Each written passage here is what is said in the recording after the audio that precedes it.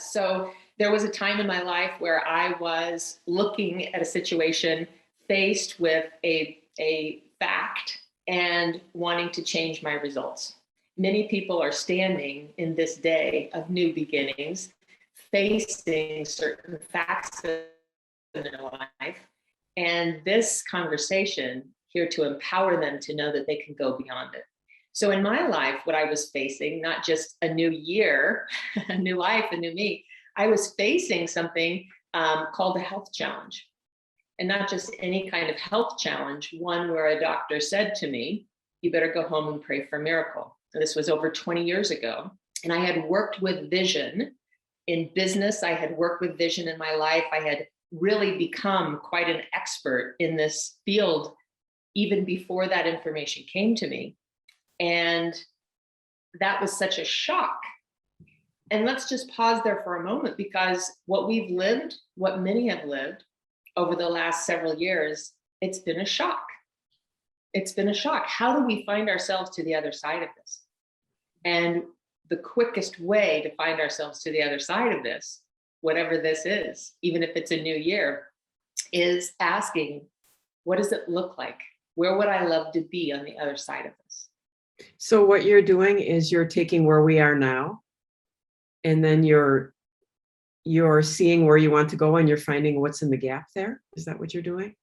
It is. And before we can even see what's in the gap, it is creating almost like a GPS system of this is what I would love. And so how do we do that? How do we create this is what I would love? Is asking, where would I love to be on the other side of this? And if I personally just went through trying to get through that piece of information, I may or may not have made it to the other side. But what happened was my husband asked me, where will you be? Are you going to buy into that? Or are you going to create something beyond that? And in that very moment, with that question, I was able to stop, pause, and go inside. And that's what you're speaking to, the authentic vision. Go inside and ask myself, where would I love to be? And we're also speaking to that the premise that we are the creator in our lives. We're not just blowing around like leaves in the wind. So at that moment, you took power back. Actually, your husband's question took you back to connecting with your power as a creator.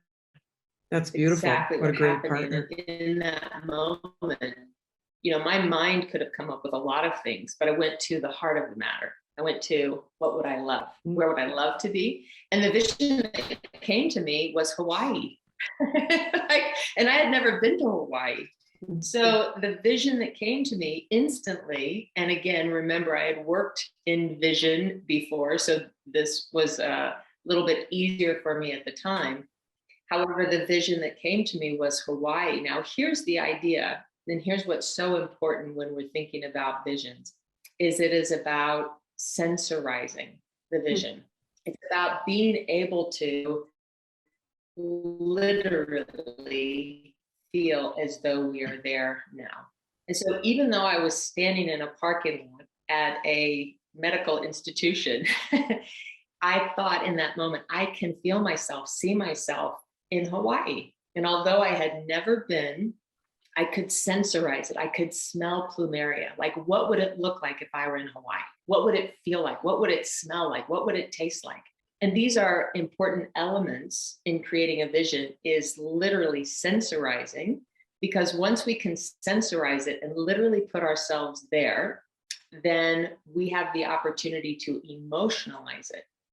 And this heart center, the idea that, oh, yes, I did it. Cheers and ta-da. We talk about cheers and ta-da. How could I be like, yes, and still know that I had 2 years worth of road to navigate? You call it the gap. But in that moment, creating, I could smell the plumeria. I could taste the salt on my lips. I could hear the luau music. And I could see the dolphins and the whales and just overlooking the water. Why is that so important to activate your senses Why is it because you're allowing yourself to already be there? And then it just starts pulling you there? Yes. Imagine, and scientifically, we have something called the reticular activating system. And this is part of that. Once we really internalize this, then we begin to see the way. And we are magnets. You know, we speak and we've heard, and there's a lot right now about attraction, right? The law of attraction. When we know that we are the magnets, and there is a way that, and in every day we are the magnets. We are magnetizing that to which we are calibrated, that to which we're believing and feeling and emotionalizing.